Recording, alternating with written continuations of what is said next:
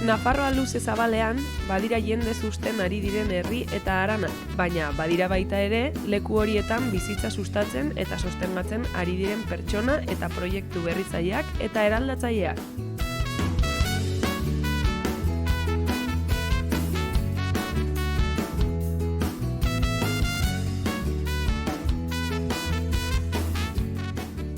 Noizbait pentsatu alduzue dantza estatikoa egitea Mailuen Magaletan? Gaur hemen gaude Gaintzan eta Oskar Estangarekin egon gara bere proiektu berria ezagutzen. Sortetxea du izena, etorri nirekin ezagutzera.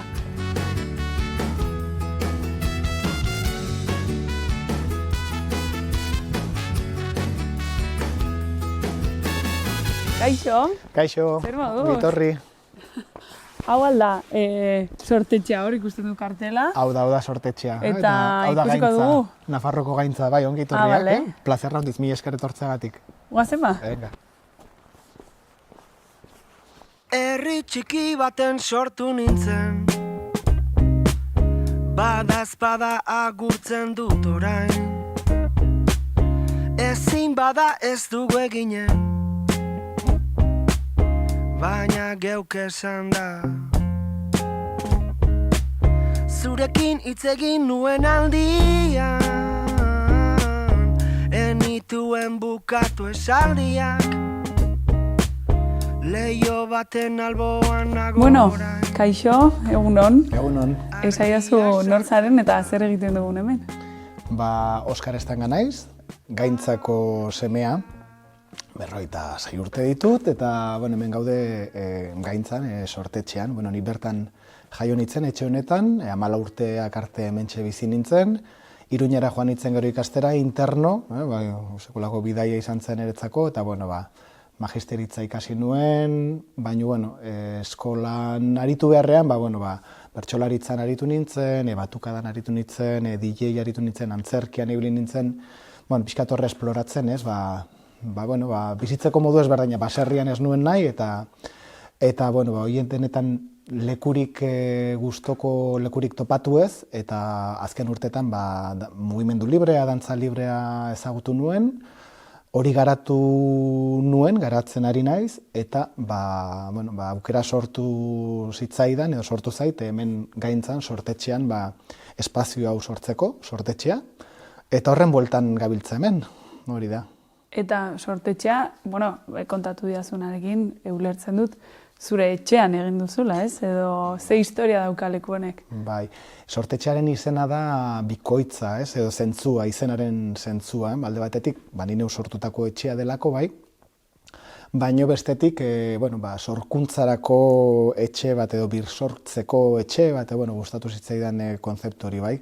Etxe honen historia da, gure familiko etxea da, aitaren aldetik, aitonaren aldetik, eta, hemen baserria izan da, orain dela 5 urtera arte baserria izan da, eta hemen aitonamonekin hemen bizi ginen, aurretik beste aitonamonak, baina hori azken 5 urtetan, baserria, herri txikietako baserriak, martxaga zaila eta kaskarra, dute hori, alde batetik, baina bestetik ez nik esan nahiak ez genuen baserrian jarraitu nahi, orduan, gurasoek aukera eman zidaten, proiektu berri hau martxan jartzeko, eta hori, birsortzen da ere, ez, berez, etxe guzia Elizaren ondoan dagoenez, Elizetxea da, eleetxea. Orduan, orain, alde batetik eleetxea dago, eta bestetik sortetxea sortu da, bai, historia berri bat sortzeko hor. Eta hemen, oraingoan, sortetxean, zer gertatzen da edo, zer gertatzen ari da leku honetan? Asmoa da, orokorrean izan da, giza garapenerako espazio bat izatea, bai. Giza garapena beti ematen da, beti ari gara garatzen, egiten dugun guztiarekin, kulturarekin, kirolarekin, lanarekin, etengabe ari gara garatzen, bai? Baina nire hori, aritu ondoren DJ moduan, batukero, bertsolaritza moduan, ohartu naiz, harreman sozialak badaudela gehienean alkoholaren inguruko eta parrandaren inguruko kontekstuetan, zaintza emozionala ez dela oso kontutan hartua izan, orduan ni neu, nire ezaugarrien ondorioz, oso gaizki pasatu izan dut, edo gogorra egin izan zait, eta beti pentsatzen nuen, agian, ni aulegia nintzela, mundu honetarako, Baina zorionez, erakutsi didate zaindutako espazioek, ez bakoitzak gure ezaugarriak ditugula, eta gainera espazio habitualak edo ohikoak badirela bastante gogorrak eta ez direla oso zaintzaileak, ez? Zentzu batean arretari dagokionez, hori nola elkar tratatzen dugun, orduan hemen eta orain momentu honetan material nagusia musika eta mugimendua edo dantza dira material nagusiak, ez? Baina azkenean desiarik handiena da giza harremanea zaindu eta garatzea. Bi gauza esan dituzu eta irakurri ditut zure web orrian, zure sare sozialetan, leku guztietan, mugimendua eta musika edo soinua. Zer datz zuretzako mugimendua? Nola ulertzen duzu? Ze harremana daukazu berarekin? Bai. Mugimendua erabiltzen dut eta ez dantza, nolabait dantzak badaukalako alako matiz bat edo matiz batzuk dauzkaia, ez? Ematen du modu batera egin behar dela dantza edo helburu estetiko bat behar duela izan, gorputz mota batzuentzako dela, ez? Eta badago dantza mota bat horrela dela, baino badago uste dut azken urteetan eta berdina pasatzen da musikarekin eta arteekin bihurtzen da profesionalizatzen denean ematen du hori herriari kendu egiten zaio, ez? Nolabait edo ezin duela edo nork egin, ez? Hori da, edo gaizki egin daitekeela dantza, adibidez. Edo gaizki abestu daitekeela, gero beste bat da, gaizki egin daiteke edo zen gauza, ez baldin baduzu kontestu egokiena, gaizki egin daiteke margotzen badiozu ondokoari kotxea, ez? Baina, orduan, nola, erabiltzea kultura eta magisteritzan osnartu nuen asko honen inguruan, ez? Musikala egin nuen, eta zertarako da kultura, zertarako dira arteak, bada profesionalki dedikatzeko, eta nire ustez, aukera hori dago, eta nahi duenak, dedikatu dezake hor bizitza bat, baina pertsona bezala gure ongizaterako tresnak dira, harremantzeko gure buruarekin, harremantzeko besteekin, adierazial izateko bai, horregatik mugimenduaren konzeptu hori, irekia, eta deitu nion sortetxea, eta proiektuari garen mugimendua abizena jarri nion, nolabait dena dagoeten gabeko mugimenduan, txikia edo handia bai, eta askotan horren ez dugu hori asko entzuten, eta goaz egin behar dena, eta eta pixkat niretzako lana izan da, eta zein da nire ritmoa, zein da nire beharra, zein da nire modua, noiz behar dut deskantsatu, noiz behar dut oiukatu, eta horretarako musika eta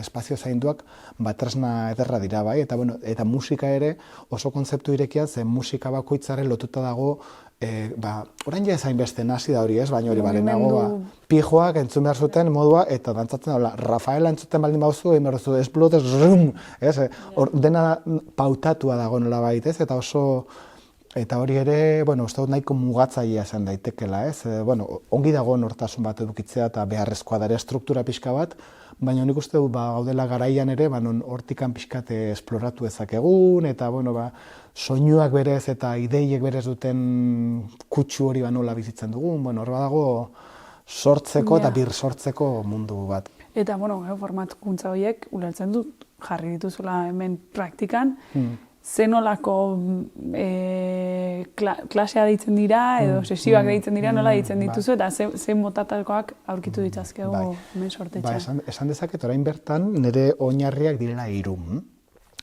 Aldatuko direnak, segurazki, baino lehenengo esan dezagun oinarria esango dute dela kontakt improvisazioa jarriko lehenengo oinarri bezala, bai? Pixkat horita gero, ikusi nuen jendea elkartzen zela, kontaktutik eta improvisaziotik dantzatzera.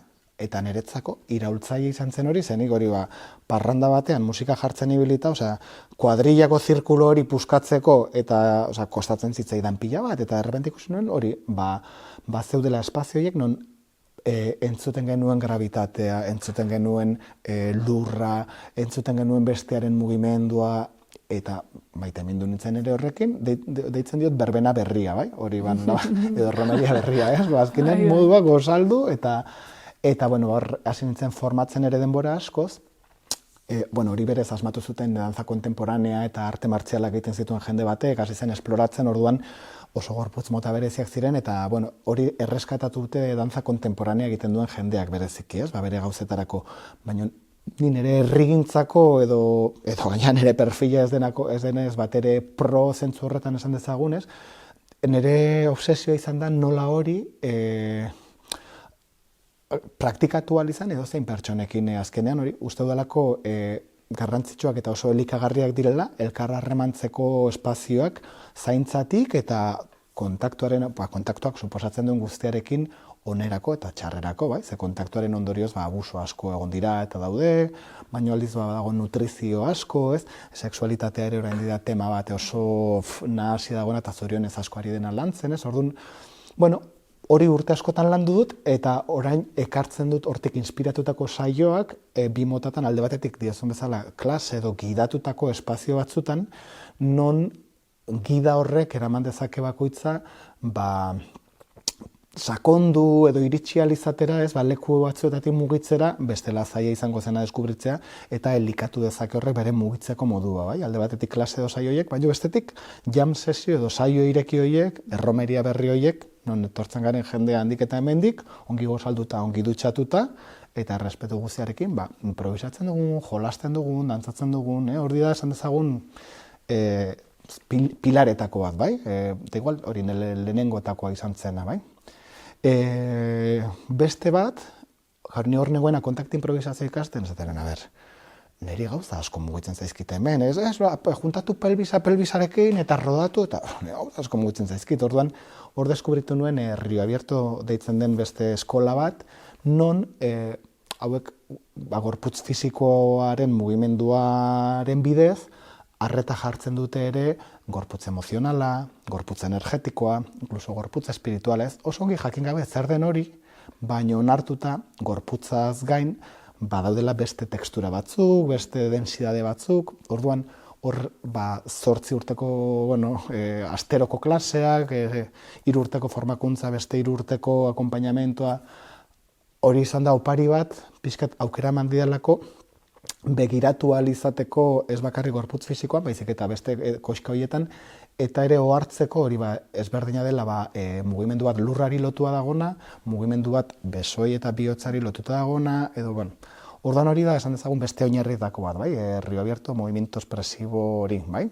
Eta azkena, eta izan da, rabia handia ematen zidan, herrietara journalizatea, ni musika asko gustatzen zitzaidan, orduan, ze Balkanetako musika bat nahastuta elektronikoarekin, eta beste bat Sudamerikako, eta jartzak zea, alaitza maider da. Orduan, respeto guztia alaitza maiderri, baina ez momentu baten egontzen hori, lekun berrin esan zidan batek, ez daukazula dekada prodigiosa, eta nire ez daukat, eta esan zidan, ze mierda musika daukazu hor? Eta esan nuen, hau ez da nire lekua.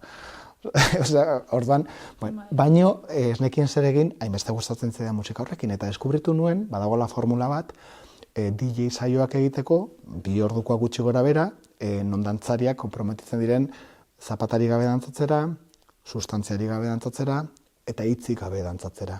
Eta saio horiek badoaz, suabe hasten dira, gero badoaz, dantzaldi baten orden logiko bat, bai? Eta hori egiten dara matzate 8 bat urte, eta da gozada bat, orain, baina momentu honean nago hori egiten, Euskal Herrian zago jende asko egiten duguna hori, eta etortzen da jendea, oso ongi pasatzen dugu, eta estatik danz. Oraingoz, erabiltzen duen material nagusia hori da, baino, gestalteko formakuntzare orentxe bukatzen ari naiz, da pixkat horrek ere lagundu dit, ulertzen, espazioa ematen sentipenei, zehari zaitneri pasatzen bestearei pasatzen zaionarekin, nolabaiteko eta sensazio dut etengabe joango naizela gauzak hartzen eta ikasten espazio horiek zaintzeko. Bai dena dira hitzakiak bakoitzak egin ahal izateko behar duguna, nahi duguna, eta ongizaterako bidean, ongizaterako bidea igual da oihu egin, negar egin, koltsoi bat jo edo parre egin lehartu arte, ez? Eta beste gauza bat aipatu duzu, eta ere bai ikusi dut garrantzi asko ematen diozula sustantziarik gabeko espazioari, alkoholik gabeko espazioari, hitz egin dugu honi buruz ere bai. Azaldu pixka bat, zergatik erabaki hori, komentatu duzu ez, baina nik uste dut oso erabaki kontzientea dela, orduan. Bai, eta oso autobiografikoaren neurri batean, bai. Hori, nire kaso partikularrean, nire barne mundua desestrukturatu xamarra egotean, edo kokatu gabe egotean nire buruarekin sustantziak bihurtzen ziren ongi izaterako bidexidor bat edo bezala, ez? hori zen hasieran, baino ondo gero komunikaziorako, barne ulermenerako eta kanpo komunikaziorako kaltegarri izan ditut oso, ez? Azkenean, lagun bat egin bezala, zuk ezagutzen duzu norbait mozkortuta jatorragoa dena, ez, hori, ez? Alegia, momentua sortzen da gauza arraro bat, eta hain garrantzitsua den informazio batena, alegia, emozioen rezeptoreak azkenean dira jakiteko ea ongi nagoen, ea ez nagoen, eta ez banelima nago ongi, ez da izorratzeagatik. Da, benetan, badagoela zerbait, ez, gestalten ondorioz, gestalten deitzen diote autorregulazio organismikoa, ez, zerak barne munduak ikusten du zerbait desorekatu dagoela, eta mezuak bidaltzen ditu, orduan hori tapatu egiten baldin badut, gainera, kalte gehiago egingo diot, ikusi dut niretzako bidea doala kontzientziatik, edo bide oso aberasgarri bat dagoela kontzientziatik. Edateko, parranda egiteko gaude milioi bat leku. Nik tarteka noizbait egingo dut baten bat, baina ez nago interesatzen orain, eta uste dut alde batetik lanari ematen diola oso bide benetazkoa, eta bestetik ere oso garrantzitsua da niretzako ingurua zaintzeko. Eta inguruak ulertzeko hemen zer egiten den. Egin dezakegu karrasi, egon gaitezke biluzik, besarkatu dezakegu zuhaitz bat, eman dezakegu bueltak belarraren gainean, bai, baina ez da desmadratu, edo ari gara kontziente hori egiten, eta sustantziarik gabe egiteak mugak oso ongi erakusten ditu ere. Egiten badut hori, loloko, mozkortuta, ez daukat mugarik, edo ez naiz kontziente mugarena, aldiz hori momentu batean, edo norbait besarkatzen baldin banago, badakit orain ja ezetz, edo, oso mundu interesgarria da, orduan, niri lasaitasun handia mateit, eta uste dut hemen klabe handi bat topatu dudana, gero aparte hori jendea nola harremantzen den, elkarrekin, benetan uste dut Euskal Herrian eta munduan badagoela adikzio alkohola, nire ustez ez da bakarrik habito bat, adikzio, eta nik neu topatu nire burua, ez naiz aterako, eta ez bakarrik fizikoki, baizik eta mundu guztia hor dago, nora joango naiz bestela, oso serioa da, ez zenbat deskalabro goten diren, zenbat bajoi, zenbat jende paso egiten duguna, badakizu nola jartzen den mozkortzen denean, gauza asko daude hor. Nahi baduzu ikusiko dugu leku hau, kontatu didazun guztiarekin gogoak ditut jakiteko non sortzen den alkoholik gabeko magia hori, batzutan aintzaia dela, eta joango gara, nahi baduzu ikustera. Gusta handiz. Leio baten alboan nago orain, argia sartzen da. Aulki baten gainean bezperako jantziak neuretzako. Oskar, hemen gaude, hau da magia gertatzen den lekua, edo leku bat, etxe osoko leku bat, zer gertatzen da hemen, zer egiten duzuen? Oso leku garrantzitsua dago, ez? Garai batean gure amak eta aitak egindako ikuilu berria, ez? Eta ni, visualizatzen nuen hemen halako espazio bat, hau da lanerako edo mugimendurako espazioa, lurra dena, ez? Dago leuna jarria, soinu ekipoa daukagu, bauzkagu ere, leiho hauek biztekin kanpo kaldera, baina lurrak baduka bero gailua, jarrita, hau da, la joia de la corona ditzen diot, azkenean hemen dantzatzen dugulako, hemen egiten dugu masaje, improvisatu, aukera askotarako... Etxearen bihotza da pixka bat. Espazio nagusia, nik uste, azkenean horrelako lanetan olako lanetara dedikatzen garen espazioetan leku egokia edukitzea dedikatu alizateko bada ezinbestekoa, orduan hori esan bezala. Nik uste kanpoko biztak ere ematen dute aukera bat, hemen bat etortzen denean diot oso zaila dela munduari kulpa botatzea, ez? Mundua ez dago hain gaizki hemen begiratuta, ez? Orduan... Bai, egia esan, honek laguntzen du, bai. Bai, eta, ez, badauka zerbait oso magikan naturak, ez? Eta horko inspirazio horrekin etorri gaitezke ona, ez? Eta hori esan bezala, gero, bueno, pues zaindua izatea, beroa izatea, ere oso garrantzitsua da, ba, lur egokia izatea, ez, ba, bueno, ba, mugitu ahal izateko, ez, ba, dantzatzeko, bueno, ba. Eta, ba, ere olako hori, esan bezala soinu ekipoa ere ba, lau eskinetan, eta ere, pues, jarri nion, Amaia Lejarretak egindako kuadro hori, ba, pixkat ere motivatu alduena, alegia, Bai, ze guztia dago oso garbi, oso txuri, eta de repente daukagu kuadro hau hemen dela oso... Bai, baina hau bada, alako, ba, gure barne munduan pasatzen alako metafora bat, ez? Ba, bueno, ez ba, pum, pam, pim, pam, pum, pam, pum, gertatzen diren gauza, baina gero aparte, inkluso sala honetan bertan, ez? Pues zelula ezberdinak, juntatzen direna, gauza gertatzen dira, gure artean, bueno, en fin. Eta banoa ereten gabe, ba, zer egin, nola hobetu, bueno, pues hortxe, ez baino hau oso pozik nago espazio honekin, ba, ematen duelako aukera lan egiteko sakonki. Argiarekin ere, bai, jolasten duzu, ez? Bai, pixka bat, bueno, hau ere hori, ba, sala barrutan egotea alako pilareak ba, izaten da, liada bat, esan zaguz, azkenean, ba, bueno, ematen du beldurra ba, joal izateko, baina, bueno, hemen asmatu genion olako kopa hori, eta horrek ba, ematen du iparraldera, hegoaldera, trakatra, eta egia da, hau bihurtu dela alako totem bat bezala ere, ez? Azkenean hemen gaude... Herramienta bat da, ez? Naiz eta, edo dantzanetzako ere bai izan daiteke laguntzaile bat, oztopo bat baino gehiago. Bai, eta sortzen ditu espazio ezberdinak, eta gero ere, ba, egiten du alako lotura...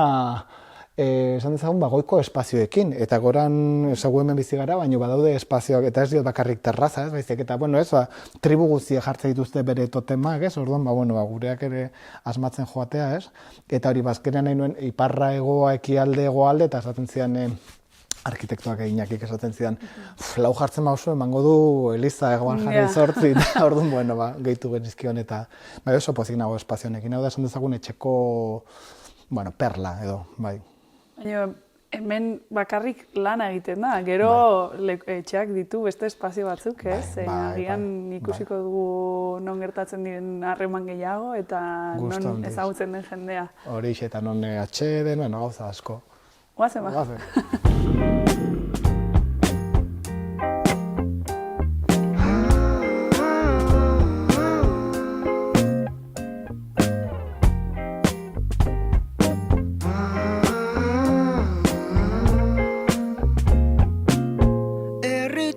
Baten sortu nintzen badazpada agurtzen Oskar, imaginatzen dut jendea hemen asteburutan eta etortzen dela, zakita aipatu duguna da ez, baina nik buruan horrelako ideia egin dut.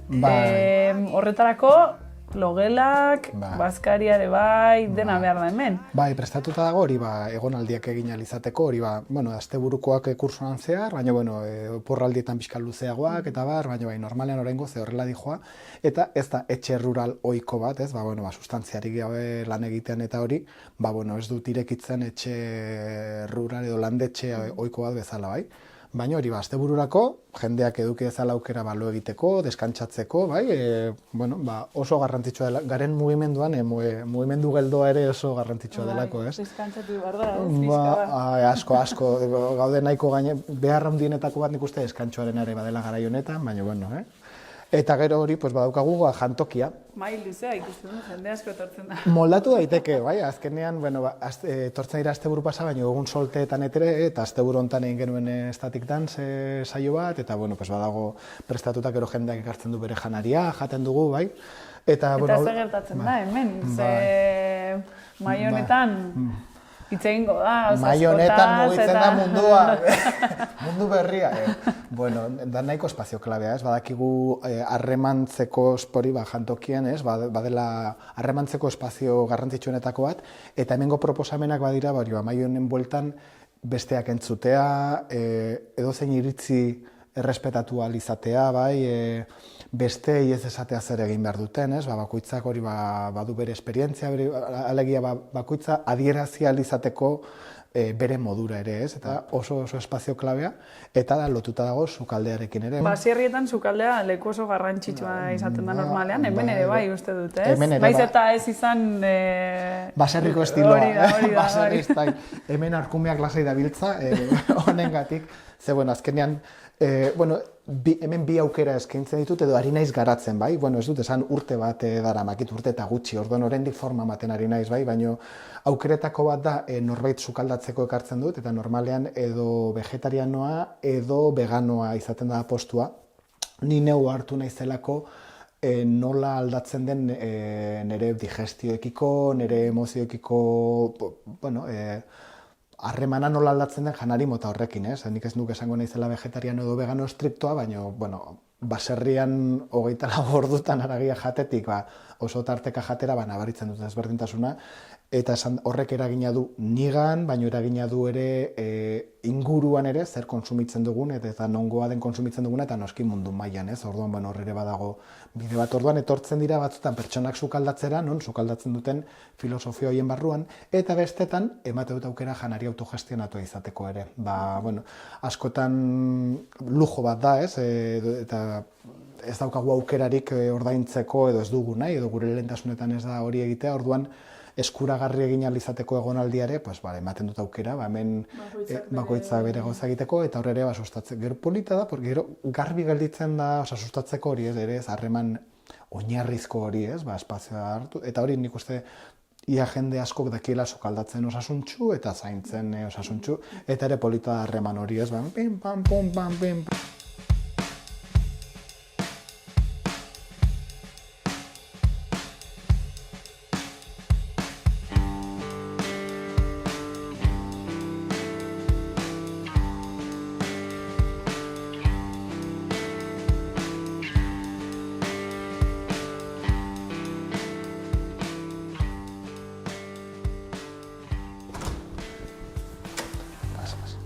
Bueno, parajea baino lehen, gauza bat galdetuko dizu lehenengo. Zer dira gauza hauek, zer dira borobila hauek?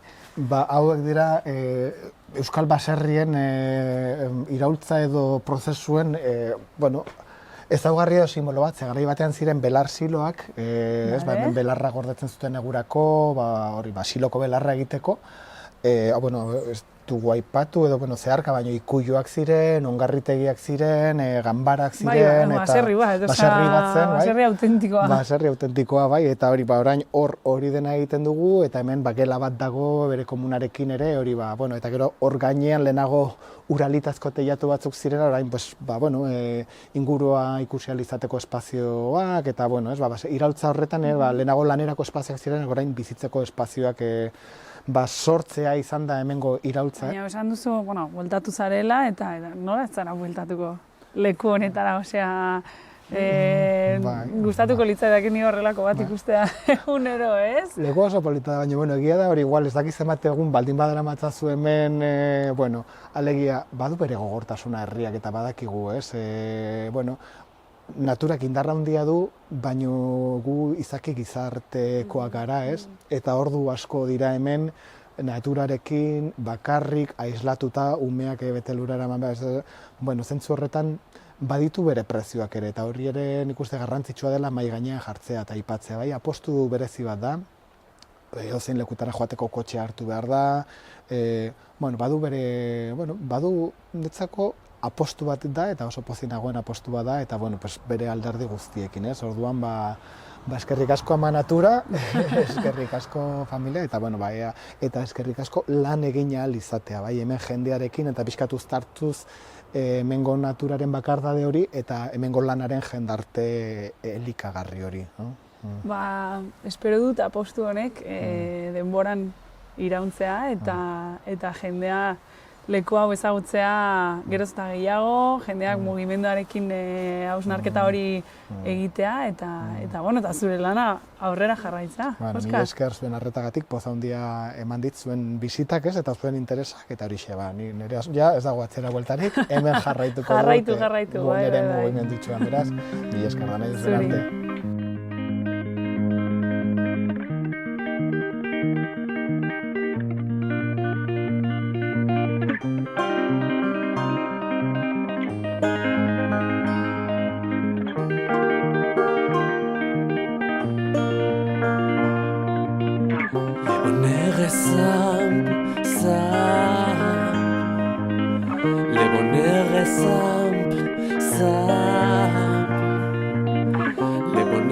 simple, simple. Le bonheur est simple, simple. Gashna masel bat, masel.